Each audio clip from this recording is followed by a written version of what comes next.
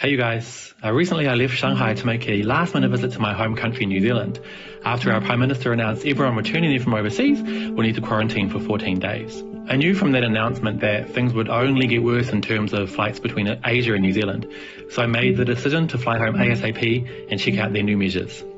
Because direct flights between China and New Zealand were stopped weeks ago, and because most countries and regions I could transit through wouldn't allow me to enter because of having been in mainland China, I was forced to transit through Japan's Narita Airport in Tokyo.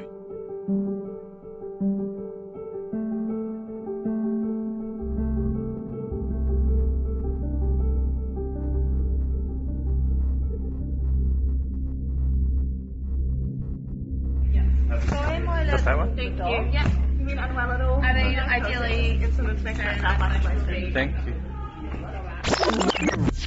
Just that one? Thank you. Yeah. You mean unwell at all? I mean, ideally, it's an inspection at South Island. Thank you. They didn't care that I'd just come from China and I was allowed into my home country. I kept my mask on and flew south to a small town called Blenheim, where I would stay in isolation in my dad's house.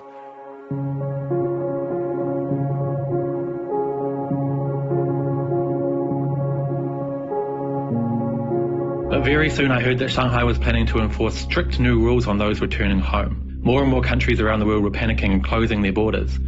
I feared being stuck in New Zealand, so I changed my flight back and left again the next day. I only spent one night in New Zealand with my dad, but I'm happy to say he was protected the whole time, and it was good to see him all the same. I left him 50 masks and several bottles of hand sanitizer, which were all sold out in New Zealand, and then got back on an Air New Zealand flight to Tokyo. In New Zealand, people are still not wearing masks or other protection in public, including the crew on my 11-hour flight. Soon those crew members will head back to New Zealand, where they're not required to enter quarantine at all. I got on my flight to Shanghai with Spring Airlines in Tokyo, and it was a completely different picture. The crew wore full protection, and every single person on the flight had at least a mask on. When I arrived in Shanghai, I experienced the measures being taken to stem the flow of COVID-19 back into China. 哦，我知道，对，啊，所以我需要隔离是吧？ I was asked multiple questions, had my temperature taken several times, and was soon allowed to find my way to a counter for the district I live in. From there, they took about 12 of us, Chinese and foreigners, to a testing facility in our district. We slept in the bus outside the clinic for 8 hours waiting for our turn. Once we finally got inside, the sun was already high in the sky. We were tested one by one for novel coronavirus, which is through a swab of the throat. From there, most of our group were sent to hotels, but myself and 2 others were made to stay behind and share a room in the clinic. We were told we needed to stay in the clinic for 8 to 12 hours as we waited for our test results. It became a long day cooped up in our room. All 3 of us in this room are negative, just normal results, which is really good. I'm so excited. So now we're organising going home. There's a bus on the way here to take us. So we're still considered in quarantine here. We're still, even though we're negative, we're not allowed to freely leave. Then we need to get into the bus, which is still considered a quarantine zone. 第3个，1后2 OK。好，谢谢，拜拜，你们很厉害，辛苦了。哦，只有我们3个人吗？哦，还没有接。啊，好的。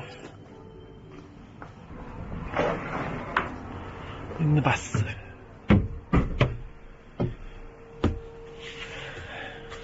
After that, we were finally taken home in that same quarantine bus, one by one, followed by police.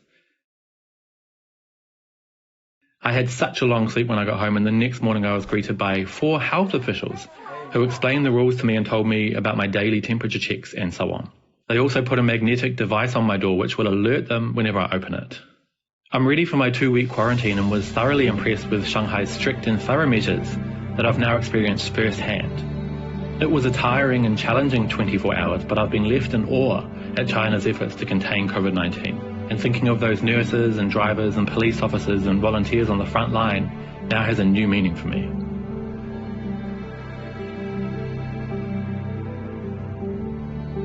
My home country, New Zealand, on the other hand, is woefully unprepared, and I suspect things there will very soon spiral out of control.